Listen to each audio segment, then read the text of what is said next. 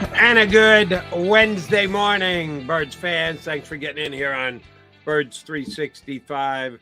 Summer vacation is almost over. Not quite yet, but getting closer to getting back to football with the Eagles and Chiefs on Monday night. We'll certainly talk about that and a couple of things around the league. Got two very good guests coming your way. John McMullen, when you go back to South Philadelphia, which is tomorrow, right? They're not doing anything. You don't have any. Correct. Tomorrow. Keep us out as long as humanly possible. That's the goal. Tomorrow is the day that you actually get to see some Eagles again, and you'll see some new Eagles, new old Eagles, as they do a little churning of the bottom of the practice squad, eh? Yeah, Noah Togiai. Happy Noah Togiai Day for those who celebrate. Welcome back, Noah. It seems like he's not Julian Vanderbilt yet, but third time he'll be back on the team. So obviously with Dallas Goedert going down, they have a lot of familiarity with them, understands what they want to do, that kind of thing. They had E.J. Jenkins, so they just kind of rotated those two guys out.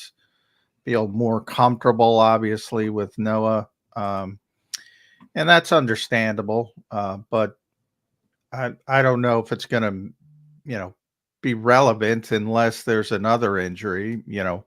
We always talk about Grand Calcaterra, the concussions. So you never know, because those are not, there's not a standard for each player. There could be different levels of concussion. Obviously, is a history, so it's more concerning than somebody who doesn't have a history, and on and on and on. There's still so many things even the doctors don't know about concussions, so that's always a question mark. But obviously, it's going to be Stoll, Calcaterra if he's healthy, and Alberto. Then you get down to Noah Togiai, but got to have some depth. And the offensive line, they brought in a couple players over the past couple days, and that's understandable because they've lost three practice squad offensive linemen over the past few weeks. If you go back to Tyre Phillips, who went back to the Giants and I saw him out there. He was playing against the Cowboys. So things are not going well for the Giants, to say the least, as we all know. But they also lost Brett Toth to Carolina and Julian Good-Jones to the Washington Commanders. So they brought in Ross Piersbacher. Yesterday was Lecitus Smith, former 6th-round pick, started a couple games with Arizona as a rookie. So maybe he's got some upside. Who knows? And probably the biggest news of the day was Justin Evans getting his practice window started. So we were talking about that at the end of the show yesterday. So we'll see if he's on track to help this week, Monday night against Kansas City, but certainly getting closer. Now, Lecitus Smith, who I'm not familiar with, he's never been with the Eagles before, right? No. Togiai, we know he knows what we do and how we do it and everything else. So the familiarity aspect of it makes sense. But Smith is just a guy who was out there that they knew needing a little practice squad offensive line help. Yeah. They thought was a talent that they should bring in just to try and get into the system as well. Yeah, I mean, they always like to have a group of offensive linemen, as evidenced by losing 3 players off the practice squad, so they wanted to replenish, and Piersbacher was here before. I always say Eagles, if you look at the history of the practice squad since Jeff Stoutland has been here, they have a center every single year on the practice squad. He likes that for scout teamwork, and they lost Julian Good-Jones and Ross is a center by trade. So they're familiar with him. So he comes back, and Lecitus Smith is sort of here as the, you lost Toth, you lost Phillips. So you need to add some bodies on the practice squad on the offensive line. They still have LaRaven Clark, by the way, as well on the practice squad. And that's one area where I say, if Stoutland says so, it goes. I trust Jeff Stoutland's evaluation of developing offensive linemen. So that's one where you just go, all right, if Coach Stoutland said so, that works Well, for he's us. more likely to play somewhere else. He'll get in here for a couple weeks, and somebody else will get an offensive lineman hurt, and they'll say, "All right, let's look who Stoutland's got, and let's pluck him." The transaction wire does tell you that the league realizes, yeah, if we're looking for a development offensive lineman, if Stoutland's had his hands on him for a while, why don't we take him and give him a chance here with us? Makes a lot of sense. And the Evans activation of the practice window doesn't guarantee that he'll be up and ready to play by Sunday, but it's certainly trending in that direction. Interesting part of it is that, correct me if I'm wrong, but didn't he and Quez go down in the same week, get put on Yeah, IR in the yeah, same week, and he gets and activated, and they decide not to activate Quez's window? Now they got till today. He won't miss anything because they're not practicing today. If they want to, they can do it today and have him ready to practice tomorrow. But just Evans more physically ready? Is that what we have to read into the fact no, that I Quiz got would say, activated?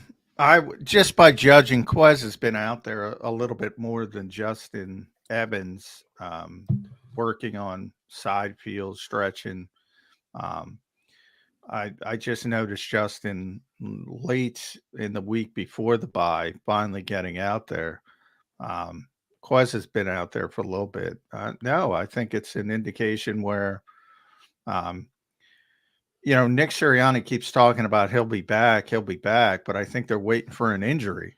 I don't think he's coming back until um, they're playing that game that somebody else pulls a hamstring. God forbid it's AJ or Devontae, but if Cubby, if Julio Jones, um, who am I missing? Olamide Zacchaeus.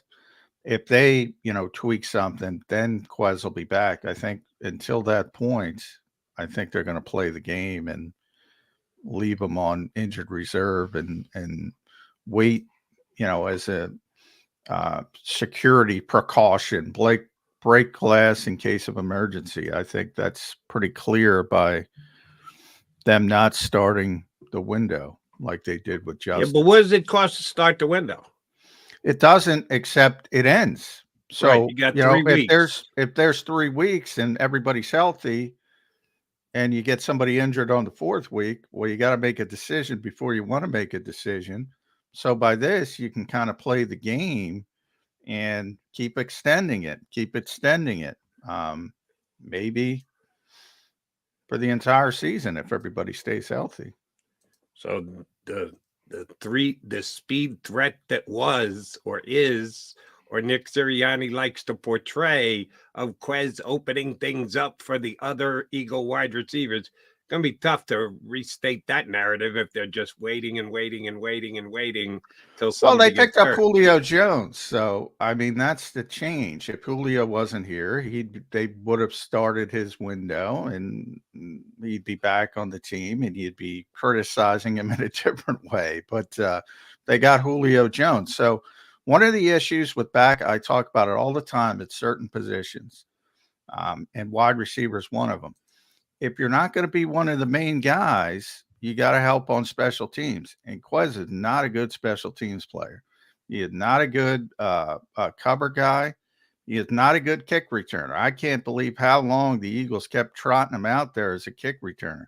He is not good at it. And he can't help in other areas. And Cubby's obviously a big help as the punt returner. And Olamide's a better special teams player. So if you can't help, you're the 4th and 5th receiver, and you're not part of the main packages, and you can't help on special teams, you're SOL, as they say. All right, and that's why he's still awaiting return. And as far as the rules go with the practice squad, with being activated from IR, you get 8 for the entire year, right? You can have as many guys as you want on IR. There's no limit to that. You can have half the team on IR, but you could only activate 8 Yes. players over the course of the season from the IR. How many of the Eagles used so far this year? Because correct me if I'm wrong, John, but they haven't officially put either Dallas Goedert or Nakobe Dean on the practice squad yet, right? No, not yet. They'll probably wait. Dallas, they might not even put him on IR, depending on that. The bye week helped. If it's a 4-week injury, some people have speculated. I'm not a doctor, but that seems quick to me. But I guess it's possible. So they might carry him the entire time, much like they did with Bradley Roby. They never put him on injured reserve. Now Nakobe's going to go on IR, but they're probably, knowing the Eagles, they're probably going to wait until,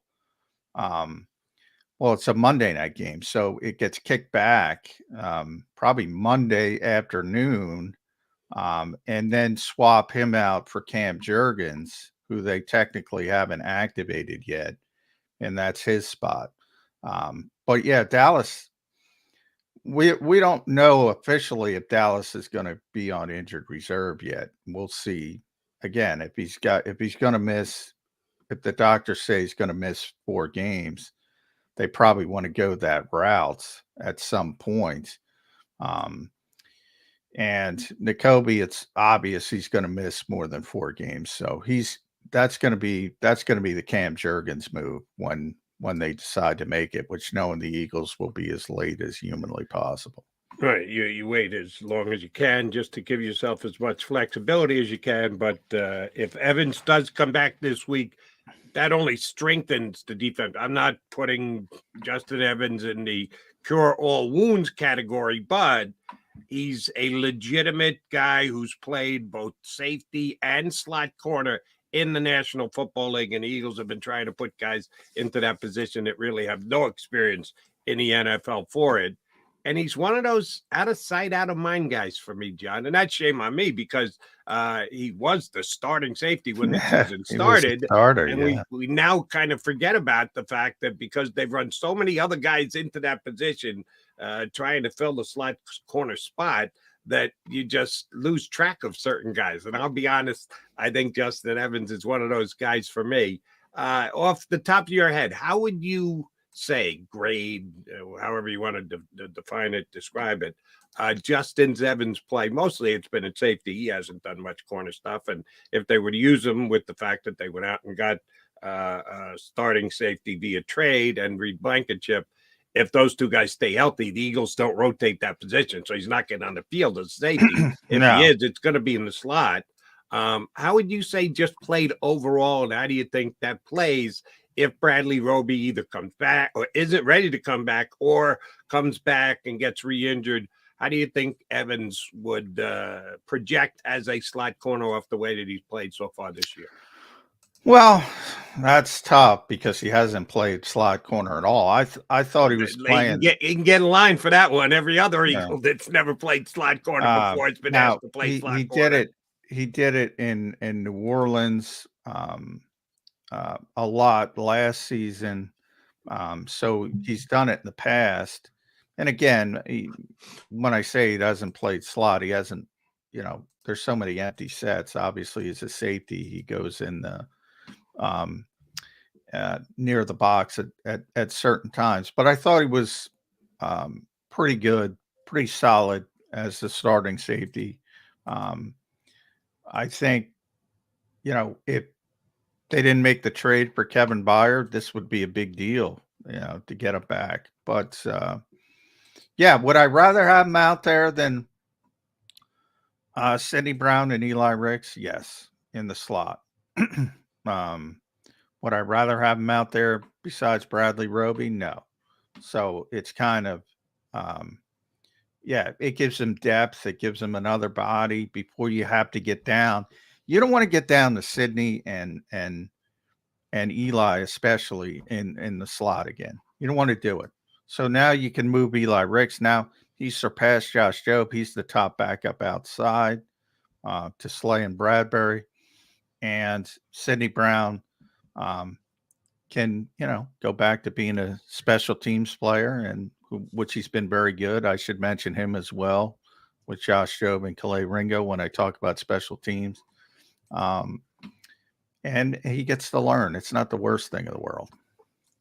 It's just I apologize because I should be on top of Justin Evans, because he has been a starter for the Eagles, and just the last couple of weeks focusing so much on so many guys who haven't been asked to do a job they've never done before.